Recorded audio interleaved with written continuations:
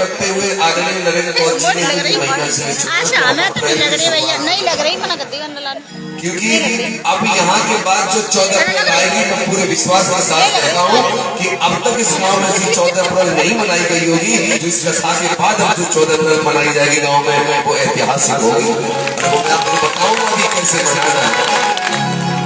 तो आइए एक बहुत ही प्यारे से गीत के साथ आपको जोड़ता हूँ और आप लोग से निवेदन करूंगा कि मीठी तालियां का सहयोग करते हुए आप गीत का आनंद लेंगे और सहयोग करेंगे।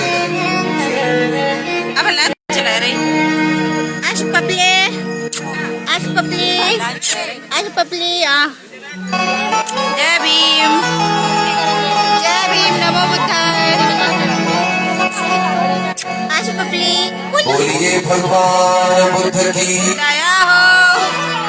देखिए वैसे तो बाबा साहब अपना शरीर पूरा करके दुनिया से चले गए और वो लौट के आने वाली तो है।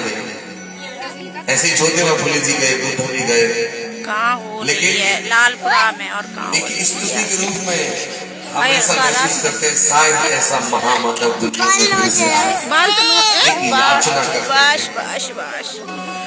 मम्मी माला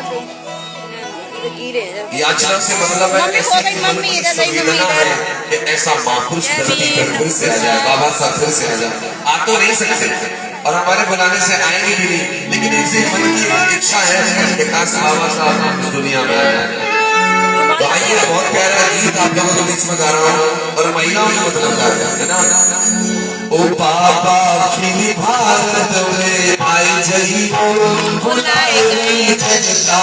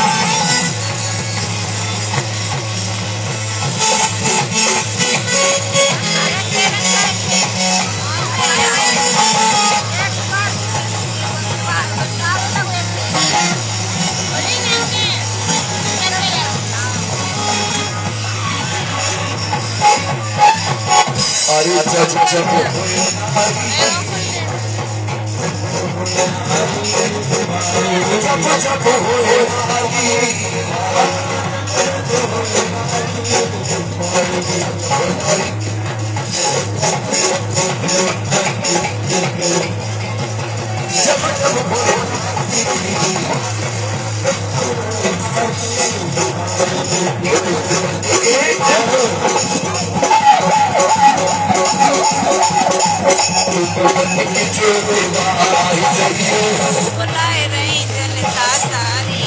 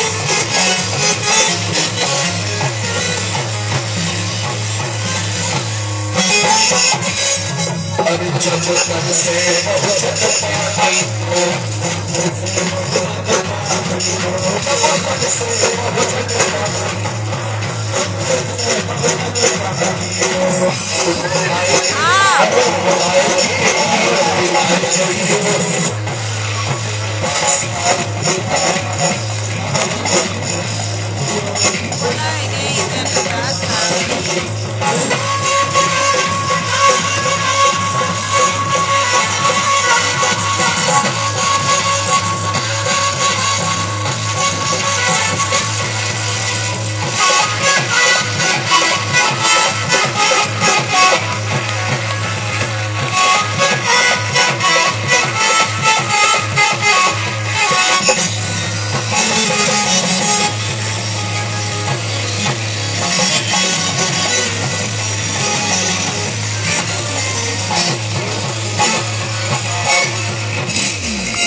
बोलिए भगवान बुद्ध की दया हो आज के आनंद की एक और गीत गाऊंगा, उसके बाद में स्वदेश रतन जी को ये माइक दूंगा।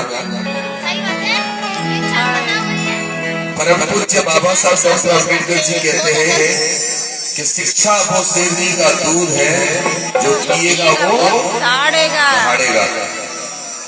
आपको पता है बाबा साहब अम्बेडकर कितने घंटे पढ़ते थे? 18 घंटे पढ़ते थे बाबा साहब। कितने घंटे? 18। यहाँ जो बेटा बेटी बैठे हैं जो स्कूल जाते हैं वहां तो उठाए हैं। ये बेटा उठा। अच्छा, आप कितने घंटे पढ़ते हो? स्कूल में बस फिर बैग फेंक दो घूमन लगी तो सोई करत है स्कूल में पढ़े कितने बैग घंटे करो 4 घंटे 1-2 घंटा ना।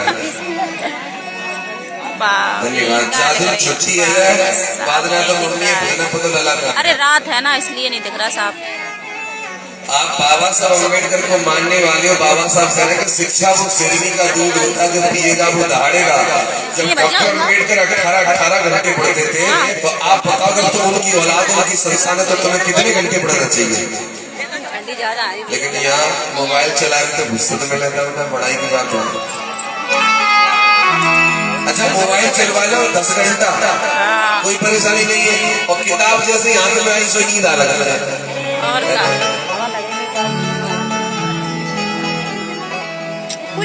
आपको पता है बाबा साहब सबसे ज्यादा मोहब्बत किससे करते थे? पढ़ाई से। बाबा साहब सबसे ज्यादा प्यार किताबों से करते थे। किससे करते थे? किताबों से। किताबें तुम्हें कभी गलत रास्ते पे नहीं ले जाएगी।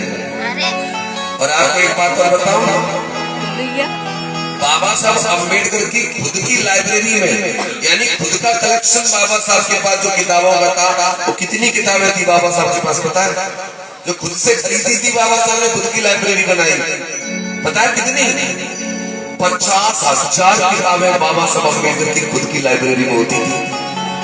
और डॉक्टर अम्बेडकर खुद एक चलती फिरती लाइब्रेरी थे, ज्ञान का भंडार थे बाबा साहब अम्बेडकर को। पता है बाबा साहब दोनों हाथों से लिखते थे।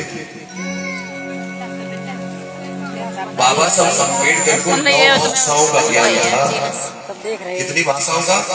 9 भाषाओं का ज्ञान था बाबा साहब अम्बेडकर को। दिवाकर समाज में पैदा हुए एक संत जिनका नाम है संत गाडगे जी महाराज। क्या नाम है? संत गाडगे जी महाराज। संत गाडगे जी महाराज कहते हैं कि बच्चा स्कूल जाए और उसकी फीस भरनी है, इसकी वजह से बच्चा घर बैठा है, नहीं पढ़ पा रहा फीस के कारण, तो गाडगे जी कहते हैं कि घर के बर्तन फेंक दो, फीस भरो, रोटियां हाथ पर रख के खाओ, लेकिन बच्चों को पहले पढ़ाओ। ऐसा फर्क संत गाडगे जी महाराज ने। और बाबा साहब से ये भी कहते हैं, अगर तुम्हारे पास 2 रुपए है तो 1 रुपए की खरीदो किताब और 1 रुपए की खरीदो रोटी। किताब तुम्हें जीवन देगी, रोटी तुम्हें जीवन देगी, और किताब तुम्हें जीवन जीने का तरीका देगी। इसलिए भले ही डिजिटल जमाना आ गया मोबाइल का, लेकिन किताबों से नाता तुम्हें रखना पड़ेगा। आज मैं आपके सामने जितना भी गाता हूँ, बोलता हूँ, ये सब किताबों का ही कमाल है। आप सोच रहे हैं कोई ऊपर से कोई ऐसी चीजें टपकती है जो माइंड के अंदर चली जाती है। इसके लिए मैं खूब किताबें पढ़ता हूँ, और जब किताबें पढ़ता हूँ तो उन्हीं में से आपको जो जो अच्छी चीजें हैं वो आपके सामने परोस रहा हूँ। तो आज से कसम लो कि हर स्थिति में, हर कंडीशन में हमको पढ़ना है। और एक चीज बताऊं, ये जो पढ़ने की जो उम्र है 20 साल तक पढ़ लो बेटा। 20 साल के बाद तो अम्मा दादा खुद ही गल करेंगे, तो कब तक कमाए। चल फिर के कछु देख, तो जो पढ़ने की उम्र है पढ़ लो। और ये 20 साल तक जो पढ़ने की उम्र है, बहुत सारे बच्चे तो 22 साल तक नौकरी भी ले लेते हैं। लेकिन तुम क्या करते हो, जो पढ़ने की उम्र है वो मोबाइल में, टीवी में, खेलने में लगा रहते हैं। मेरे भाइयों, शिक्षा बाबा साहब को पूछ के देखो कि कैसे आई उनके जीवन में, कितना उन्होंने खोया है शिक्षा के लिए, लेकिन जो तुम्हें फ्री में मिल गई और वो उसकी तुम कीमत नहीं समझ रहे हो। आज जितने भी लोग दुनिया में महान हुए वो सब एजुकेशन के कारण हो पाए, शिक्षा से हुए। अगर तुम्हें आगे जाना है अपने परिवार को, अपने आप को आगे लेकर के, तो तुम्हारे पास सबसे महत्वपूर्ण और कीमती चीज है वो है एजुकेशन, शिक्षा। इसलिए शिक्षा से लेकिन मैंने देखा अभी नवरात्रे आए, नवरात्रों में बहुत सारी माताएं व्रत रहती हैं और अपनी बेटियों को भी कहती है बेटा, लड़की से भी कहती है, बेटे से भी कहती है, उठ सवेरे अरे ऐड का करे तो माइक आवाज है भैया इधर लोटा ढारे पूजा कर ले। जगह कितनी जगह 4 बजे जगह है। मैं पूछना चाहता हूँ आप लोगों से, क्या आपने 4 बजे अपने बेटा बेटी को कभी पढ़ने के लिए जगाया है? जगाया कभी पढ़ने के लिए कि बेटा उठ 4 बजे का तेरा पढ़ने का समय है, पढ़ ले? जगाया उठता ही नहीं, जगा तो हालत देखो, उठता ही नहीं है। सुबह मॉर्निंग में 4 बजे नाम का टाइम भी होता है भजन करने। लेकिन मैं आपसे कहता हूँ, आपको मंदिर मस्जिद वो कभी नहीं दे सकता जो स्कूल और कॉलेज आपको दे सकता है मेरे भाइयों। इसलिए अपने बच्चों को मंदिर की जगह भेजने के अपेक्षा स्कूल और कॉलेज में 2 बच्चे या 2 बेटियां, एक को नियम से डेली स्कूल भेजो और एक को नियम डेली मंदिर भेजो। आप बताओ इसमें से डीएम कौन बन जाएगा? स्कूल वाला। डीएम कौन बनेगा इसमें से? स्कूल वाला, मंदिर वाला नहीं बनेगा। जब तुम्हें ये पता है तो फिर आपको स्कूल की ओर भागना चाहिए, है ना? मैं यहाँ जितनी माताएं बैठी हैं आप लोगों से निवेदन करूंगा, हाथ जोड़े की प्रार्थना है तुमसे। बच्चे कोरा कागज होते हैं, बच्चों को चाहो तो हीरो बना दो और चाहो तो उनका जीवन खराब कर दे, तुम्हारे हाथ में। बच्चों को सुबह टाइम से जगाना, उनको पढ़ने के लिए प्रेरित करना, ये आपका काम है।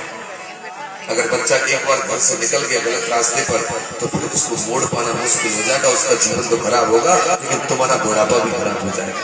इसलिए बच्चों को बचपन से अच्छी शिक्षा से जोड़ने का काम करो। इसलिए तो मैं आपके गांव में आया हूं। मैंने कहा था कि विचार इंसान का जीवन परिवर्तित कर देता है। शिक्षा नौकरी नहीं देती, शिक्षा धन कमाने का अवसर नहीं देती। अरे शिक्षा एक अच्छे व्यक्तित्व का निर्माण करती है मेरे भाई। लेकिन हमारा आदमी शिक्षा की ओर न जाकर ईश्वर आस्था तो तमाम काल्पनिक देवी देवताओं के भरोसे है, वो करेंगे सो।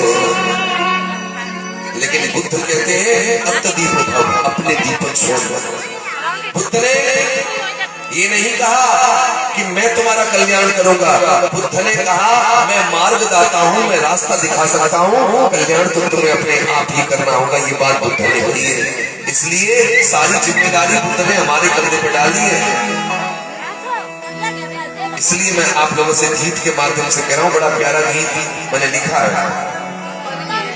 मुझे कभी कभार अफसोस होता है कि मैं इतने बढ़िया बढ़िया गीत लिख के रिकॉर्डिंग नहीं कर पाता, गाना पहले शुरू कर देता।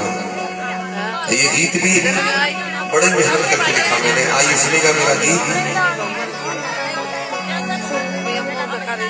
अरे मस्जिद में ज्ञान देगी,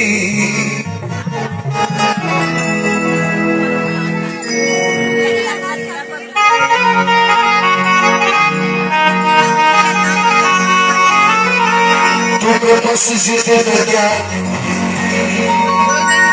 और मंदिर में ज्ञान देगा। स्कूल के बिना तुमको, अरे स्कूल के बिना तुमको कहीं ज्ञान ना मिले। अरे मस्जिद में ज्ञान देगी और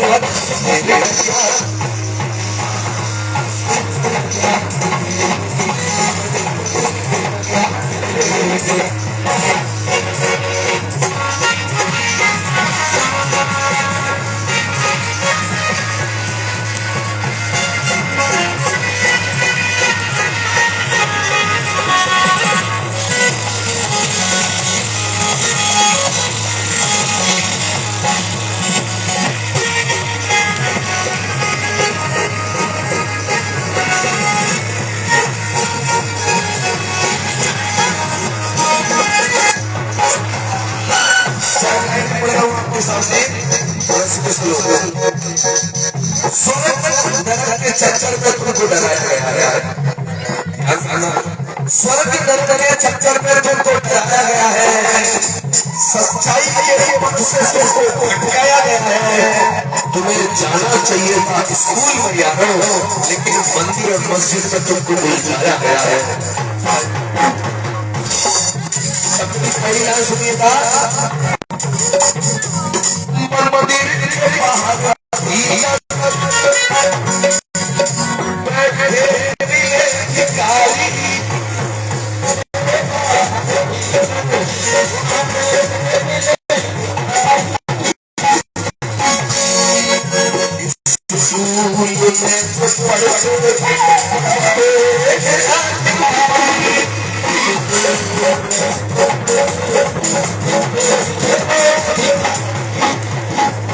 मेरी लाइन में गौर करके लाइन दिल को टच करे तब बात को महत्व देना। सुनिएगा गौरव जी। अरे सिग्नल का मंदिर के बाहर बैठे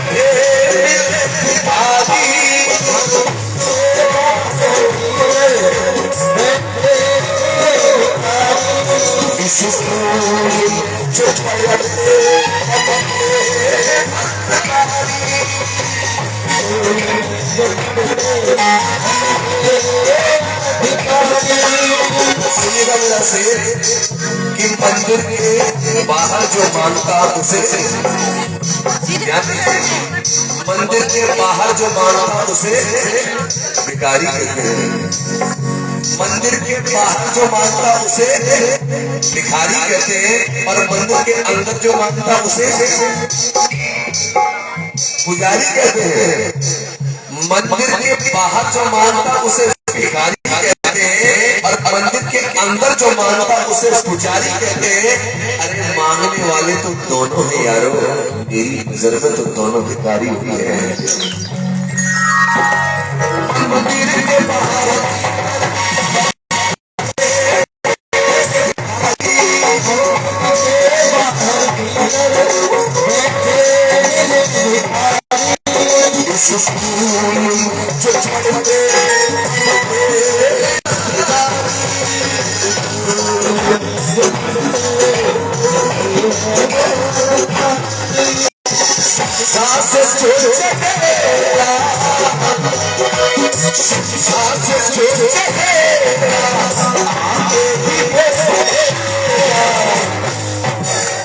मस्जिद न गया